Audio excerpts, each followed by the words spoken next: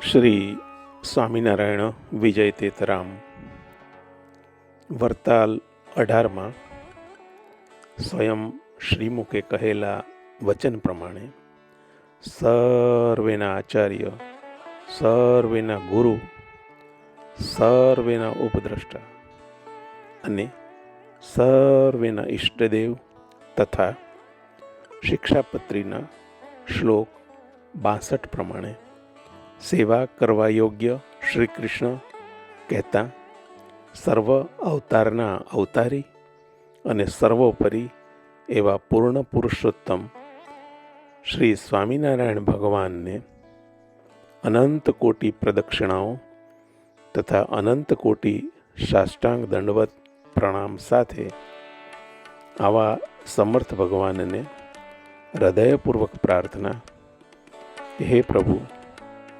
આપ સમર્થ અંતર્યામી છો, તેથી અમને સહુને અમારી માયિક બુદ્ધિ દૂર કરી આપની જ દિવ્ય બુદ્ધિથી ભગવાનનો નિશ્ચય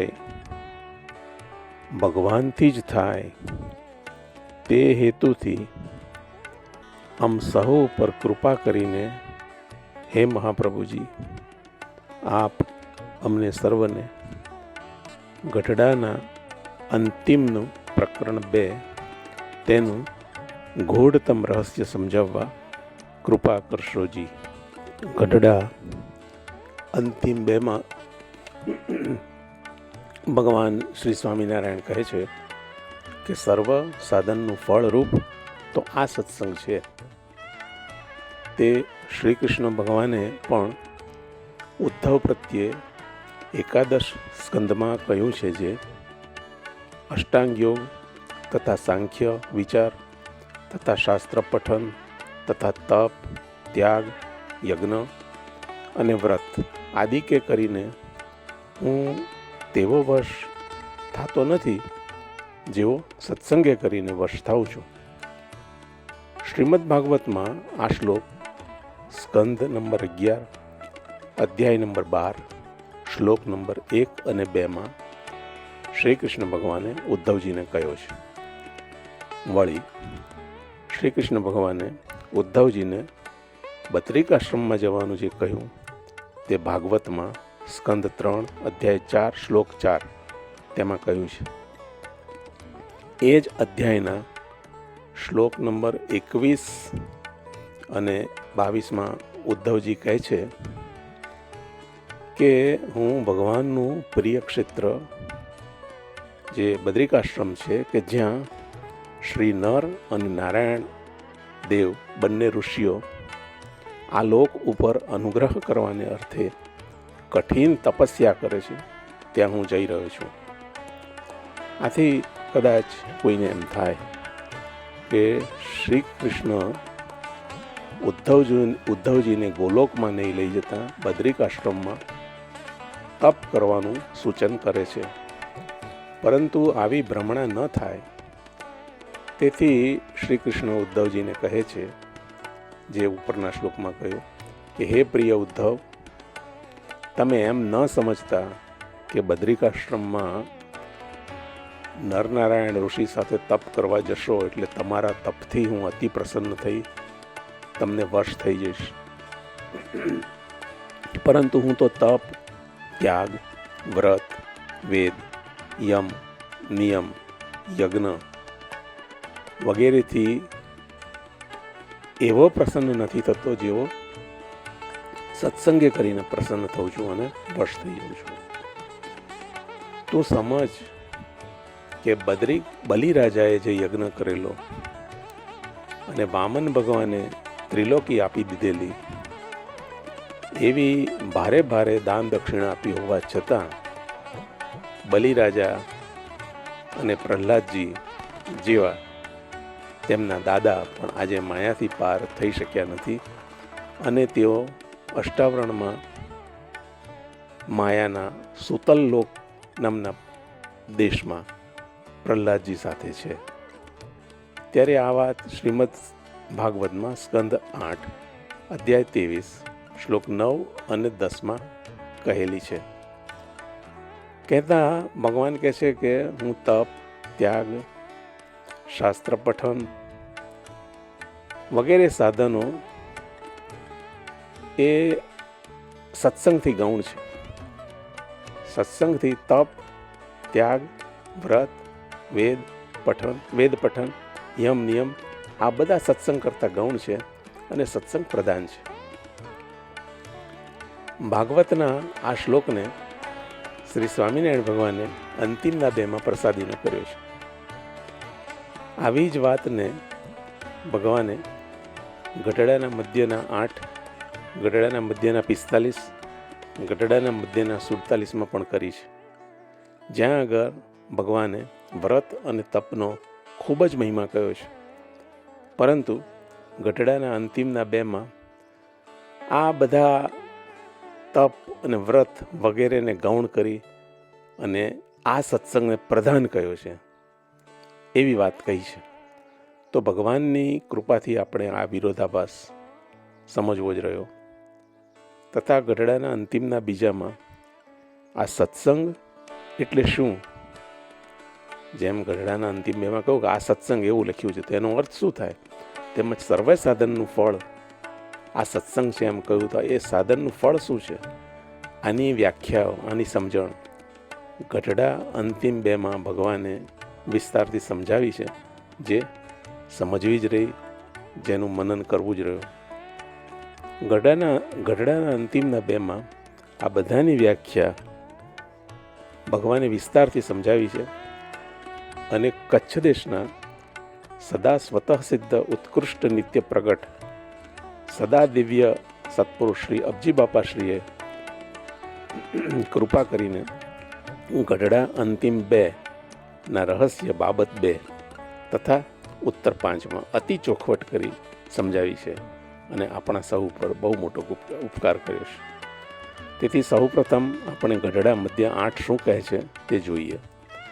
તેમાં ભગવાન કહે છે કે તમારે કયું વ્રત નિરંતર એવરી મોમેન્ટ, એવરી ક્ષણ કરવું, અને કેવળ આપણે એકાદશીને જ દિવસે વ્રત કરવું એમ નહીં, અને એ એકાદશીનું વ્રત પણ કેવી રીતે કરવું કે જેથી તે વ્રત શાસ્ત્ર પ્રમાણે કહેવાય અને તેનું ફળ મળે. તેની વિસ્તારથી સ્પષ્ટ સમજણ ગરડાના મધ્યના 8માં ભગવાને આપેલી છે, જે આ પ્રમાણે છે. 10 ઇન્દ્રિયો અને 11મું મન, તેને જે ગમતા હોય તેવા આહાર બિલકુલ આપવા નહીં. અર્થાત નેત્રને જે રૂપ જોવું ગમતું હોય, જીવાને જે સ્વાદ ગમતો હોય, મનને જે ગમતું હોય તેવું એકાદશીના વ્રતના દિવસે સદંતર ન કરવું, તો જ શાસ્ત્રમાં કહ્યું છે તે ફળ મળે. વળી ભગવાન કહે છે કે આવું વ્રત તો તમારે મહિનામાં 2 દિવસ જ આવે છે, પણ તમારે એવું વ્રત 2 દિવસ ન કરવું, નિરંતર કરવું. દરરોજ પ્રતિક્ષણ નિરંતર ઇન્દ્રિયો તથા મન એને ગમતા આહાર આપવા નહીં અને નિરઅન્ન રહેવું. અને શ્વેતદીપના મુક્તો નિરંતર આવું વ્રત કરે છે તેમ તમારે પણ આ વ્રત નિરંતર કરવું. કેવળ એકાદશીને દિવસે જ વ્રત કરવું તેવું નહીં, અને ના હિંમત થયા વગર આવું વ્રત કરવું તથા કથા, કીર્તન, રાત્રિએ જાગરણ વગેરે કરીને આ વ્રત કરવું. કદાચ આવી વાત સાંભળીને ઘણા ના હિંમત થઈ જાય, તેથી ભગવાને કહ્યું ના હિંમત થશો નહીં. ગઢડાના મધ્યના 8ના વચનામૃતમાં વ્રત શબ્દનો ઉપયોગ ભગવાને 10 વખત કર્યો છે. એટલું જ નહીં, પણ આવી રીતે વ્રત શા માટે કરવું, તપ શા માટે કરવું, તેનાથી શું ફળ મળે, તેનો ઉત્તર ગઢડાના મધ્યના 45માં ભગવાને સમજાવ્યો છે. વ્રતની જેમ તપ શબ્દ પણ ઘણે ઠેકાણે વચનામૃતમાં છે, જે વચનામૃતના અભ્યાસોને જરૂર ધ્યાનમાં આવશે. પરંતુ ગઢડા મધ્ય 45માં કહ્યું છે કે જેને શ્રી સ્વામિનારાયણ ભગવાનના સત્સંગી થવું હોય તેણે માયિક ઉપાધિથી રહિત થઈ દેહત્રય વિલક્ષણ કહેતા મળ મૂત્ર ભરેલા દેહ, સ્થૂળ દેહ, સ્વભાવ વગેરે સૂક્ષ્મ દેહના સ્વભાવ અને વાસના વગેરે જે કારણ દેહમાં છે એનાથી વિલક્ષણ કે ચૈતન્ય આત્મા એ દેહને જે જાણે છે આત્મા શુદ્ધ છે અને તે મારી આઈડેન્ટિટી છે, તે મારું સ્વરૂપ છે. એ રૂપે એવી સમજણ રાખીને મારી કહેતા ભગવાનની શ્રવણ, કીર્તન, દર્શન ઇત્યાદિ નવધા ભક્તિ કરવી અને માયાના ગુણથી રહિત થઈ સર્વ કસર ટાળી દેવી. અને જો આ જન્મે કસર નહીં ટળે તો બદ્રિકાશ્રમમાં જઈને તપ કરીને તથા શ્વેતદીપમાં નિરન્ન મુક્ત ભેળા તપ કરીને સમગ્ર વાસના તમારે બાળી દેવી. અર્થાત તપ અને વ્રત એ બે શબ્દનો ઉપયોગ આ વચનામૃતમાં કર્યો અને તેનું ફળ સમગ્ર વાસના બળીને ભસ્મ થઈ જાય તેમ કહ્યું. પરંતુ ગઢડાના મધ્યના 47માં તો ભગવાન બહુ જ ક્રાંતિકારી વાત કરતા કહે છે કે જુઓ, તમે ભલે બદ્રિકાશ્રમમાં જાઓ, ભલે શ્વેતદીપમાં જાઓ, તપ કરો, વ્રત કરો, પરંતુ મારી આ જે સભા છે તેને મેં ગઢડાના અંતિમના બીજા પ્રકરણમાં શ્વેતદીપ, ગોલોક, વૈકુંઠ તથા બદ્રિકાશ્રમથી અતિ અધિક કહી છે. કહેતા મારી આ સભા બીજા બધા ધામોથી અતિ દૈવતવાળી છે અને જીવોને આત્યંતિક મોક્ષની જે ભૂખ લાગી છે તે ભૂખના દુઃખને કાયમ માટે મટાડી દે તેવી કહી છે. તે સભામાં બેસી જો તમારી કસર નહીં ટળે અને જો તમે એમ સમજતા હો કે ભગવાનના મોકલવાથી બદ્રિકાશ્રમમાં જઈ તપ કરવાથી અને શ્વેતદીપમાં જઈ નિરંતર નિરન્ન વ્રત રાખવાથી મારા ઉપર ભગવાન પ્રસન્ન થઈ જશે અને મને જે આત્યંતિક મોક્ષની ભૂખ લાગી છે તે દૂર થઈ જશે, તો તમારી એ વિચારણા અને ધારણા ખોટી પડશે. કેમ કે અધિક દૈવતવાળી એવી શ્રી સ્વામિનારાયણ ભગવાનની આ સભામાં જો કસર નહીં ટળે તો આનાથી અતિ અલ્પ દૈવતવાળી બદ્રિકાશ્રમ અને શ્વેતદીપ જેવી બીજી સભામાં વાસના ટળશે એવું જે તમે માનો છો તે તમારું ભૂલ ભરેલું રહેશે. શા માટે? કે જુઓ, તપ માટે ગયેલા ધ્રુવજી અત્યારે ભાગવત પ્રમાણે રમા વૈકુંઠમાં છે, જે અષ્ટાવરણની અંદરનો પ્રદેશ છે અને જેની પ્રદક્ષિણાઓ સપ્તર્ષિઓ પણ કરે છે. અને સપ્તર્ષિ તથા ધ્રુવજી બંને અષ્ટાવરણની માયામાં છે. શ્રીમદ ભાગવત સ્કંદ 4 અધ્યાય 12 શ્લોક 25 અને 35માં આ વાત છે. ત્યારે ભગવાન કહે છે કે આ સભામાં, આ સ્વામિનારાયણ ભગવાનની જે સભા છે અધિક દૈવતવાળી છે, એમાં જઈ કઈ રીતે કસર ટાળી આત્યંતિક મોક્ષ થાય છે તે સમજવા તેણે ગઢડા અંતિમ 2માં જ્યાં એમ કહ્યું છે કે મારી આ સભા શ્વેતદીપ, ગોલોક, વૈકુંઠ તથા બદ્રિક આશ્રમથી અતિ અધિક છે તે સમજવું જ રહ્યું. કહેતા ગઢડા અંતિમ 2નું અધ્યયન કરવું જ રહ્યું. હવે ગઢડા અંતિમ 2ની વાતને સમજવા એક દ્રષ્ટાંત ઘણું કામ આવે એવું છે, જે આ પ્રમાણે છે. એક બહુ જ મોટા અને ભલા ધનવાન શેઠ હતા. એમણે પોતે ભલા હોવાથી 3 અન્નક્ષેત્રો ખોલેલા. તેમાં જે કોઈ જાય તેને મફતમાં ભોજન મળતું, જેથી અહીં ઘણા ભિક્ષુકો વગર વિના મૂલ્યે ભોજનનું વિતરણ થતું હોવાથી જમવા આવતા, ભોજન કરવા આવતા. પરંતુ શેઠના 3 અન્નક્ષેત્રો પૈકી જ્યાં પોતે રહેતા હતા તે સ્થળે જો કોઈ જાય તો એ અન્નક્ષેત્રમાં પેટ ભરીને અનલિમિટેડ જેટલું ભોજન ખાવું હોય, જેટલા લાડવા જમવા હોય એટલું જમાય, એવી ત્યાં વ્યવસ્થા હતી. પરંતુ તેમના બીજા 2 જે ક્ષેત્રો, અન્નક્ષેત્રો હતા, તે આ શેઠ જ્યાં રહેતા હતા ત્યાંથી ઘણા દૂર હતા અને એ અન્નક્ષેત્રોમાં, એ પ્રદેશોમાં મબલક પ્રમાણમાં અન્ન પાકતું નહીં. તેથી એવા બીજા ક્ષેત્રમાં શેઠ મર્યાદામાં મફત ભોજન કરાવતા.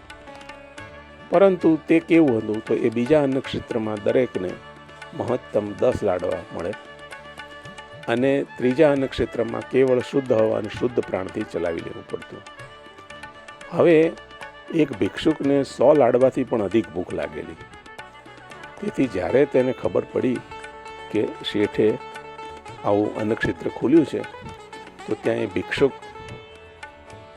લાડવા 100 લાડવાથી પણ વધુ લાડવાનું ભોજન કરવા જાય છે. પરંતુ ત્યારે ભોજન તૈયાર થઈ રહ્યું છે એટલે શેઠ કહે છે કે ભિક્ષુકજી થોડી વાર બેસો.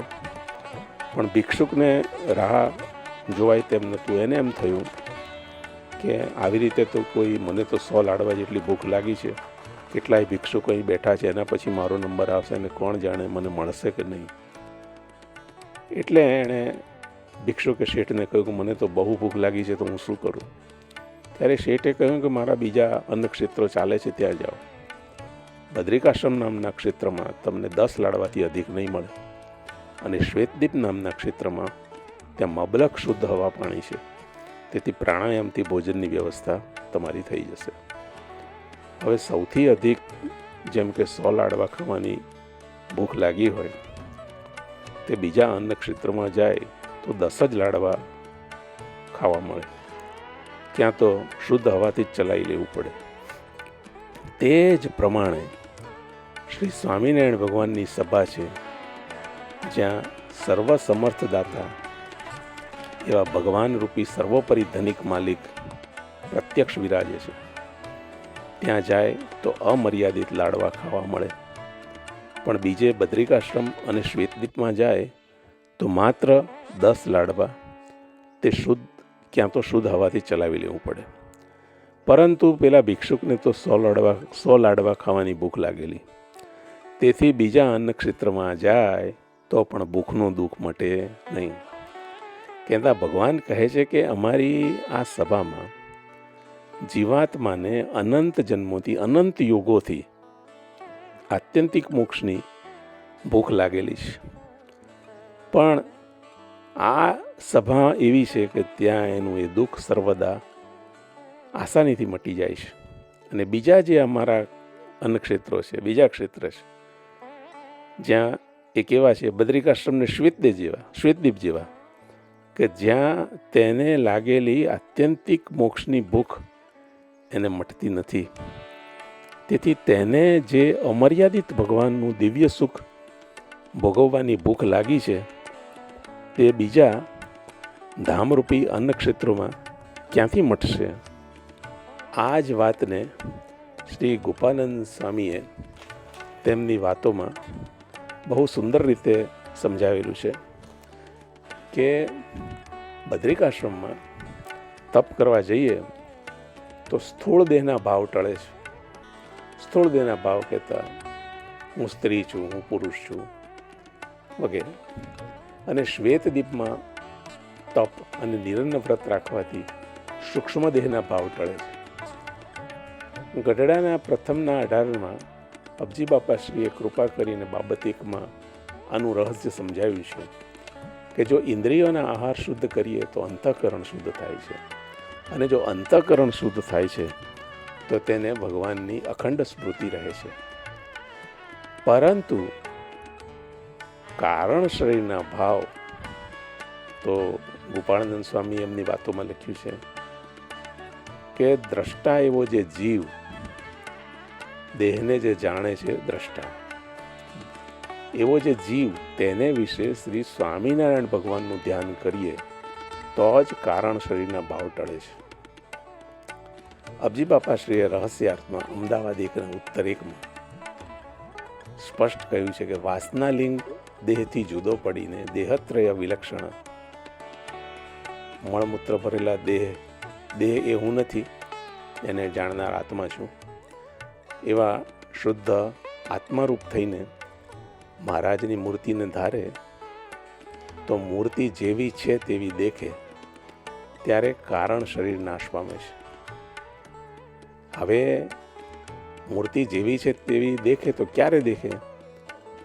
તો રહસ્યાર્થમાં અંતિમ 31માં અને અમદાવાદના પહેલા વચનામૃતમાં પણ આ ધ્યાન તત્કાળ સિદ્ધ થાય એવું છે. અંતિમ 31ના ઉત્તર 2માં બાપાશ્રી કહે છે કે ધ્યાન કરવાના જે ઉપાય છે તેમાં દ્રષ્ટારૂપ એવા પોતાના આત્માને અક્ષરધામ રૂપ માનીને શ્રીજી મહારાજની મૂર્તિ ધારવી તે ઉપાય શ્રેષ્ઠ અને નહિવત અલ્પ પ્રયાસે અમદાવાદના પહેલા વચનામૃતમાં કહેલા પ્રમાણે તત્કાળ સિદ્ધ દશાને પમાડે તેવો છે. એટલે આનો અર્થ કે તમારે બદ્રિકાશ્રમમાં અને શ્વેતદીપમાં જવાથી તપ અને વ્રતથી અનુક્રમે સ્થૂળ અને સૂક્ષ્મ દેહભાવ જરૂર ટળી જશે, પરંતુ કારણ દેહ ટાળવાનું બાકી રહેશે. કારણ દેહ ટાળવાનું તમારે ઠેકાણું નહીં પડે અને તેને માટે તમારે શ્રી સ્વામિનારાયણ ભગવાનની સભામાં આવવું જ પડશે. ભગવાન ગઢડાના મધ્યના 47માં કહે છે કે તમારે આ ભૂમંડળ પરથી મૃત્યુ પામી બદ્રિકાશ્રમમાં અને શ્વેતદીપમાં જવાનો કઠિન દાખલો કરવો ન હોય તો ગઢડાના અંતિમના બીજા પ્રકરણમાં મેં જે કહ્યું છે કે મારી જે આ સભા છે તે બદ્રિકાશ્રમ, શ્વેતદીપ, વૈકુંઠ અને ગોલોકથી અતિ અધિક દૈવતવાળી આ સભા છે. તેમાં બેસીને અમે જે કહીએ છીએ તે સત્સંગ સાંભળો, શ્રવણ કરો અને સમજો. તો બદ્રિકાશ્રમ જેવા તપ અને શ્વેતદીપ જેવા કઠિન વ્રતના દાખલા મારા સત્સંગી બનવા માટે તમારે કરવા નહીં પડે. કેમ કે જેવું હું આવા અક્ષરધામથી પ્રગટ સત્પુરુષના સત્સંગથી વશ થાઉં છું તેવો બદ્રિકાશ્રમ કે શ્વેતદીપના તપ વ્રત વગેરે કરવાથી પણ વશ કહેતા અધિક રાજી થતો નથી. તે જ પ્રમાણે ગઢડાના અંતિમ 2માં શાસ્ત્ર પઠનની વાત આવે છે. ન વેદ અધ્યયન ગીતાના અધ્યાયના 11મા અધ્યાયમાં જેવી વાત છે. તો શ્રીમદ ભાગવતને લખનાર વેદવ્યાસ હજુ અષ્ટાવરણથી માયાથી મુક્ત થયા નથી અને આગલા મન્વંતરમાં તેમને ફરીથી સપ્તર્ષિ બનીને આવવાનું બાકી છે. તેવી વાત શ્રીમદ ભાગવતમાં સ્કંદ 8 અધ્યાય 13 શ્લોક 15 અને 16માં સ્વયં વેદવ્યાસે લખી છે. ગઢડા અંતિમ 2માં આ સત્સંગથી વશ થાઉં છું તેની સ્પષ્ટ સમજણ આપતા કહ્યું કે સત્સંગ કેવો હોવો જોઈએ, તેની સભા કેવી હોવી જોઈએ, ત્યાં કેવી વાત થતી હોવી જોઈએ. તો બદ્રિકાશ્રમ, શ્વેતદીપ, વૈકુંઠ અને ગોલોકથી તથા તેમના અધિપતિઓ ધામીઓથી પણ આ સભા કહેતા મારી સભા, સ્વામિનારાયણ ભગવાનની સભા એ અધિક છે, સર્વોપરી છે, સર્વાધિક છે. એવી જ્યાં સમજણવાળી, એવું જ્યાં જ્ઞાનનું વિતરણ થતું હોય, એવી સર્વોપરીપણાની વાત જ્યાં સમજાવાતી હોય, સર્વોપરી ઉપાસના સમજાવાતી હોય, એ સભામાં તમારે બેસવું જોઈએ. બીજું એમણે સમજાવ્યું કે સભામાં કેવી હોવી જોઈએ, તો કે એ સભામાં મારું પ્રગટપણું, પ્રત્યક્ષપણું પણ હોવું જોઈએ. વળી પાછી ત્રીજી વાત કરી કે એ સભાની અંદર હું એ સભામાં મનુષ્ય રૂપે હાડ લોહી માંસવાળા રૂપે વિરાજમાન છું, છતાં પણ એવી મારી માનુષી રૂપ મૂર્તિમાં જો તમે હું અંતર્ધ્યાન થઈ જાઉં, પછી દિવ્ય રૂપે જે અક્ષરધામમાં પ્રકાશો છું, પ્રગટ છું, દિવ્ય સાકાર સ્વરૂપે, એવી જ મૂર્તિ, માનુષી મૂર્તિ સમજાય. કહેતા અક્ષરધામમાં મારી મૂર્તિ હાડ લોહી માંસ વગરની છે અને અહીં મૂર્તિ માનુષી છે. મૂર્તિ જે આ ભૂમંડળ પર તે હાડ લોહી માંસવાળી છે. એ બંને મૂર્તિઓ એક જ છે, એમાં રોમ માત્રના ફરક નથી. અને આ માનુષી મૂર્તિ અક્ષરધામની જ છે. એવી જો દિવ્ય પ્રતીતિ આવે તો આ જે હાડ લોહી માંસ જેવા દેખાતા માનુષી રૂપી પ્રત્યક્ષ ગુરુ રૂપધારી હરિ એવું જો સમજાય, હરિ છે એવું જો સમજાય તો તેને સર્વે અર્થ જે પ્રાપ્ત કરવાના છે તે પ્રાપ્ત થઈ ગયા એમ જાણવું. અને દેહ મૂકીને જેને પામવાના છે તે જ મને છતે દેહ મળ્યા છે. અને જેને પરમપદ કહેવાય, મોક્ષ કહેવાય, એ તે પામી જ ગયો છે, એ વાતમાં સંશય કરવો નહીં એમ જાણવું. પછી ગઢડા અંતિમમાં 2માં ભગવાન 3 વાર કહે છે કે આ વાર્તા અતિશય ઝીણી છે, સૂક્ષ્મ છે. કહેતા તે બદ્રિકાશ્રમ, શ્વેત વૈકુંઠ, ગોલોકથી પણ અધિક, જેને પંચાળા 1માં ગોલોકથી પણ અક્ષરધામનું સુખ અધિક કહ્યું છે, તેવી અક્ષરધામની દિવ્ય સભામાં જ્યાં પૂર્ણ પુરુષોત્તમ શ્રી સ્વામિનારાયણ ભગવાન વિરાજે છે ત્યાં હું પહોંચી ચૂક્યો છે એમ જાણવું. સર્વ સાધનનું ફળ આ સત્સંગમાંથી જ મળે છે. તેની વ્યાખ્યા અને રહસ્ય, તે જ રહસ્યમાં ઉત્તર 5માં આપતા બાપાશ્રી સમજાવે છે કે કયો સત્સંગ? તો શ્રીજી મહારાજનો અને તેમના અનાદિ મુક્તોનો તથા પરમ એકાંતિક મુક્તોનો સંગ મળવા રૂપી જે સત્સંગ, એને સત્સંગ કહેવાય. અને એનું ફળ શું મળે? તો આત્યંતિક કલ્યાણ. તે બીજી સભાઓમાં થતું નથી. બાપાશ્રી પણ તેમની વાતોમાં આ જ કહે છે કે આ સભા અનાદિમુક્તની છે, અક્ષરધામથી પણ પરની છે, અને સારંગપુર 11 પ્રમાણે અતિશય હેતવાળા મૂર્તિમાં રહેનાર મુક્તોની છે. અને મહારાજ પ્રત્યક્ષ આ સભામાં વિરાજે છે તેવી સર્વોપરી છે. આ સભા બધી ખોટ કહેતા કસર ટાળે તેવી છે. આ સભાથી બીજે જે કાંઈક મને વધુ મળશે એવું જાણીને જાય તેને બહુ મોટી ખોટ જશે. બાપાશ્રી વાર્તા 182 ભાગ 1માં આ વાત કહે છે. આ સભા વિના બીજું જોવા ઈચ્છે તો તેને ગઢડા પ્રથમના 9ના વચનામૃતમાં શ્રીજી મહારાજે કેવી મોજ આપી છે. જે આવી એવી વાત કરે એના દર્શન કરવા નહીં અને એના મુખની વાત પણ સાંભળવી નહીં. કહેતા એ સત્પુરુષ નથી પણ અસત્પુરુષ છે, અને એના મુખેથી શ્રવણ કરવું પણ નહીં, એના દર્શન પણ નહીં કરવા.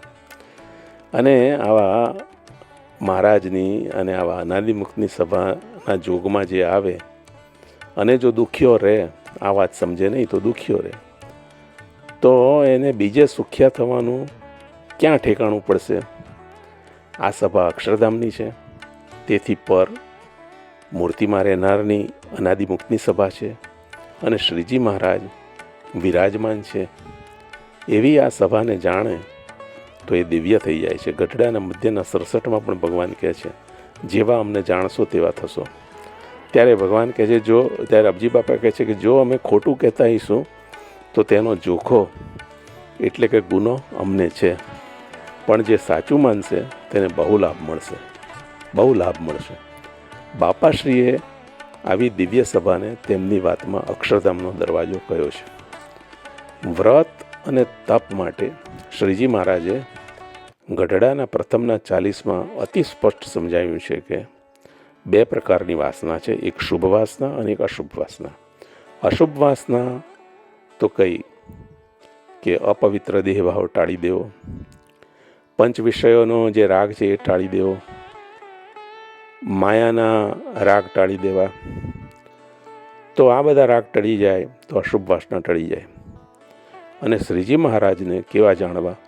તો મૂળ પ્રકૃતિરૂપી માયાથી પર મૂળ પુરુષ, તેથી પર વાસુદેવ બ્રહ્મ, અને તેથી પર મૂળ અક્ષર, અને તેથી પણ પર આ બધાને આધાર આપતું શ્રીજી મહારાજના તેજરૂપ અક્ષરધામ, અને તેથી પર સર્વેના આધાર કહેતા અક્ષરધામના પણ આધાર એવા દિવ્ય સાકાર મૂર્તિમાન જાણીએ તો મહાકારણ ઐશ્વર્યા અર્થીઓના રાગ ટળે, અને બદ્રિકાશ્રમ અને શ્વેતદીપ આદિક ધામમાં જવાની રુચિ ન રહે. તો તેણે એમ જાણવું કે તેની શુભ વાસના પણ ટળી ગઈ.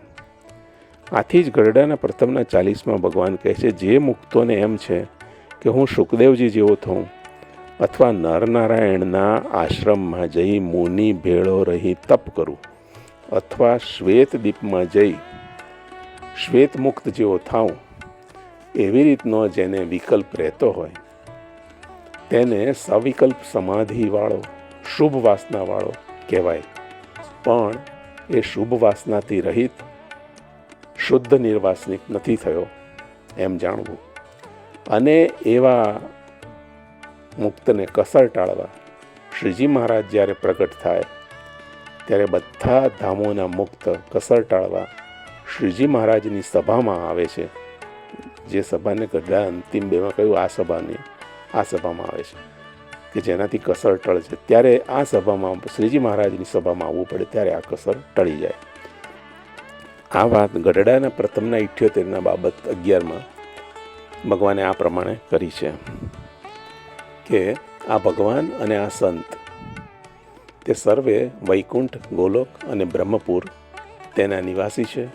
તે સંત અને પરમેશ્વર જ્યાં વિરાજમાન છે ત્યાં જ એ સર્વધામ છે.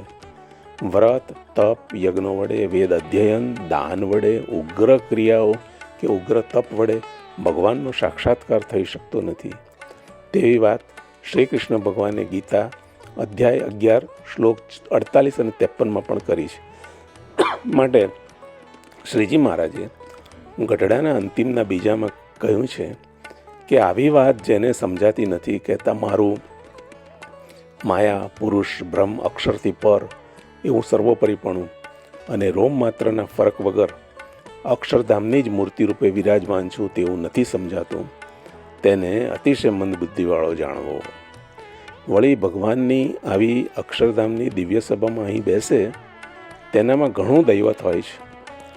તેથી જ તેવી ગૂઢ વાત સમજાવતા ભગવાને કહ્યું કે તેમના તન અતિશય તેજોમાન થાય છે. આનું રહસ્ય સારંગપુર 17માં સમજાયું છે. જેમ જેમ ભગવાનની ઉપાસના સમજતો જાય, ભગવાનની ઉપાસના કહેતા ભગવાનનું જ્ઞાન, ભગવાન કેવા છે તે સમજતો જાય, તેમ તેમ ઉપાસનાના બળે એના આવરણો દૂર થતા જાય છે અને ખદ્યોત જેવો જીવ મહાતેજોમાન થઈ જાય છે. અબજી બાપાશ્રીએ સારંગપુર 17ના રહસ્યાર્થમાં ઉત્તર 3માં કહ્યું કે શ્રી કૃષ્ણ મશાલ જેવા તેજસ્વી છે અને તેમના મુક્તો ખદ્યોત એટલે આજ્ઞા જેવા તેજસ્વી છે. બદ્રિક આશ્રમવાળા નરનારાયણ તે મશાલથી પણ અધિક વીજળી જેટલા તેજસ્વી છે અને નરનારાયણ દેવના જે મુક્તો છે એ શ્રી કૃષ્ણ ભગવાનના મુક્તો જેવા ખદ્યોત જેવા નહીં, પરંતુ દીવા જેવા, ખદ્યોત કરતાં અધિક દીવા જેવા તેજસ્વી છે. અને એ જ પ્રમાણે ગોલોકનો પ્રલય કરનાર મહાકાળ જે વાસુદેવ બ્રહ્મના મુક્ત છે તેમાં જ્વાળા, હોળી જ્વાળા જેટલું તેજ હોય છે. જ્યારે આ બધા એમના ઉપરી વાસુદેવ બ્રહ્મ ચંદ્ર જેટલું તેજ છે અને તેમના શ્વેતદીપના નિરંજન મુક્તોમાં આખું જંગલ સળગી જાય તેવું દાવાનળ જેવું તેજ હોય છે. અને મૂળ અક્ષર એ પ્રલયકાળના અગ્નિ જેવા તેજસ્વી હોય છે અને તેમના મુક્તમાં એક સૂર્ય જેટલું તેજ હોય છે. જો આપણે વિચારીએ તો અર્જુનને શ્રી કૃષ્ણ ભગવાનના દર્શન થઈ શકતા નહોતા, તો અહીંયા સાપેક્ષ રીતે જોઈએ તો કૃષ્ણ ભગવાનને મશાલ જેટલા કીધા અને મૂળ અક્ષરને પ્રલયકાળના અગ્નિ જેટલા અને એમના મુક્તોને એક સૂર્ય જેટલા. પરંતુ ગઢડાના પ્રથમના 63માં ભગવાન કહે છે કે શ્રીજી મહારાજની જેને ઉપાસના હોય તેના મુક્તના એક એક રૂમમાં તો કોટી કોટી સૂર્ય જેવો પ્રકાશ હોય છે, જેને મૂળ અક્ષરો, વાસુદેવ બ્રહ્મ અને શ્રી કૃષ્ણ પણ જોઈ ના શકે. તો આવા તો અનંત મુક્તો અક્ષરધામમાં છે, તો શ્રી સ્વામિનારાયણ ભગવાનમાં કેટલો પ્રકાશ હોય તેનું ગણિત ગણી ન શકાય તેવું છે. પૂર્ણ પુરુષોત્તમ શ્રી સ્વામિનારાયણ ભગવાનની દિવ્ય સભામાં બેસવાનો લાભ ભવ બ્રહ્માદિકને પણ નથી. ભવ બ્રહ્માદિકને બેસવાની નહીં જગ્યા જાણજો. આ સભાનો કેવો દિવ્ય લાભ છે. તો ત્યાં બદ્રિકાશ્રમ, શ્વેતદીપ જેવા તપ, વ્રત વગેરે કઠિન દાખલાઓ નથી કરવાના, બલિરાજા જેવા યજ્ઞો નથી કરવાના, અષ્ટાંગ યોગ વગેરે કઠિન દાખલા કરવાની જરૂર નથી. તો પણ જે આ સભામાં આવીને બેસે અને સ્વામિનારાયણ ભગવાનની ઉદારતા તો જુઓ. ગઢડાના અંતિમના 2માં ભગવાન કહે છે એને આ વાત ન સમજાય ને આવું અલૌકિકપણું ન દેખાય તો પણ ઉપાસનાના બળે સારંગપુર 17 પ્રમાણે તેનું તન તેજોયમાન થઈ જાય તેવી આ સભા છે. આવી ગઢડા અંતિમ 2ની વાતને બાપાશ્રીએ વાર્તા 9 ભાગ 2માં પણ કરી છે કે આ મુંબઈના મોતીલાલભાઈ શું પંચવર્તમાન પાળતા હશે અને શું ભક્તિ કરતા હશે, પણ આવો દિવ્ય લાભ લઈ શકતા નથી. લો, પંચવર્તમાન ન પાળતા હોય તોય દિવ્ય લાભ આ સભામાં જેને જોઈએ તે આવો મોક્ષ માગવારે લોલ ધર્મવંશને દ્વારે નર નારી એવી આ સભા છે.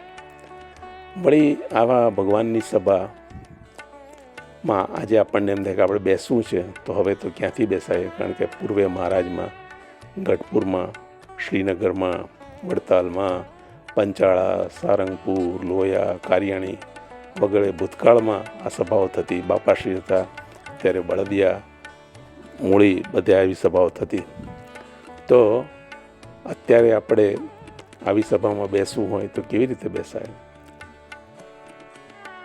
અતિ કૃપા કરીને બાપાશ્રીએ આ વાર્તાને ભાગ 48 વાર્તા નંબર 48 ભાગ 1માં બાપાશ્રી સમજાવતા કહે છે કે જુઓ, તમે ના હિંમત ના થશો. આજે પણ આ સભા મોજૂદ છે. કેમ કે એ કહે છે કે એમની વાતો સંભાળીને વાંચીએ ત્યારે મોટા પ્રત્યક્ષ બોલે છે તેમ જાણવું.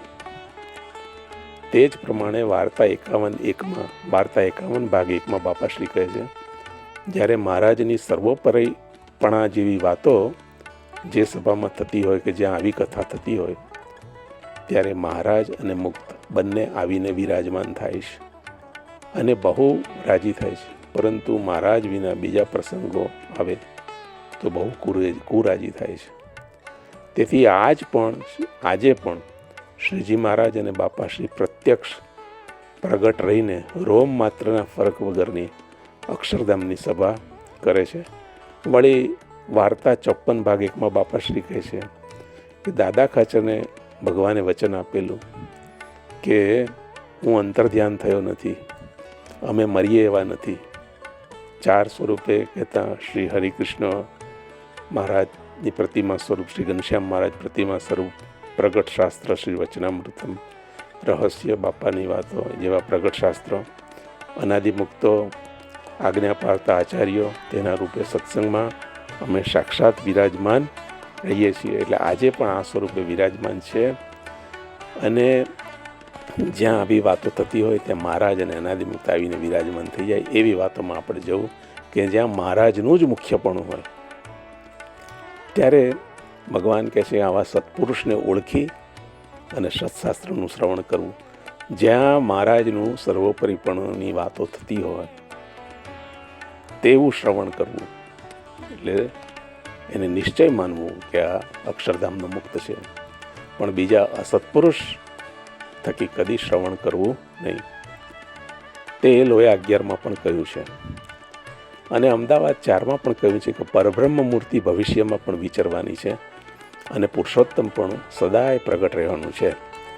તેવી જ વાત ગઢડા મધ્ય 48માં પણ કહી છે કે આમ તો અમારે જન્મ લેવાનું કોઈ નિમિત્ત નથી, પણ અંતરમાં વાસના રહ્યા કરે છે કે સંતોના મધ્યે કોઈ કારણ નિમિત્ત ઊભું કરીને જન્મ ધારણ કરવો, જેથી ભગવાન અંતર્ધ્યાન થઈ ગયા છે ને આપણે રહી ગયા છીએ એ લાભમાંથી. એવું નથી.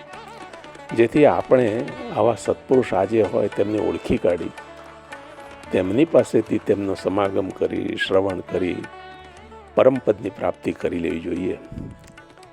વાર્તા 97 ભાગ 2માં બાપાશ્રી કહે છે કે ભગવાન સત્સંગમાં હંમેશા પ્રગટ અને પ્રત્યક્ષ રહે છે. એવું નથી કે ઘટપુરથી અંતર્ધ્યાન થઈ ગયા, આજે પણ છે. જેથી ભૂત, ભવિષ્ય અને વર્તમાન એ ત્રણેય કાળમાં, સ્થૂળ, સૂક્ષ્મ અને કારણ એ ત્રણેય દેહમાં અને જાગ્રત, સ્વપ્ન અને સુષુપ્તિ એ ત્રણેય અવસ્થામાં હંમેશા મૂર્તિમાં રહેવું એ સર્વને માટે છે એવી આજ્ઞા આપીશ. ગઢડાના અંતિમના 2માં સમજણવાળા માટે ગઢડા પ્રથમ 56માં ઉર્ધ્વરેતા મુનિના લોકને પામે છે તેમ કહ્યું છે અને વડતાલ 20માં કહ્યું છે કે આપણા સત્સંગમાં ગૃહી એટલે કે ગૃહસ્થ અને ત્યાગી એટલે સાધુ એમનો કોઈ મેળ નથી. જેની સમજણ મોટી તેને જ સૌથી મોટો હરિભક્ત જાણવો.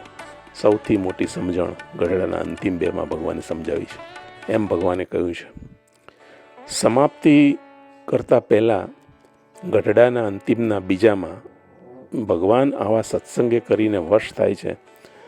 એ વશ થાય એટલે શું થાય તેનો અર્થ પણ ગઢડાના અંતિમના 2માં ભગવાને કહ્યું છે કે તેને સદેહે પરમપદ કહેતા આત્યંતિક મોક્ષની પ્રાપ્તિ થાય છે.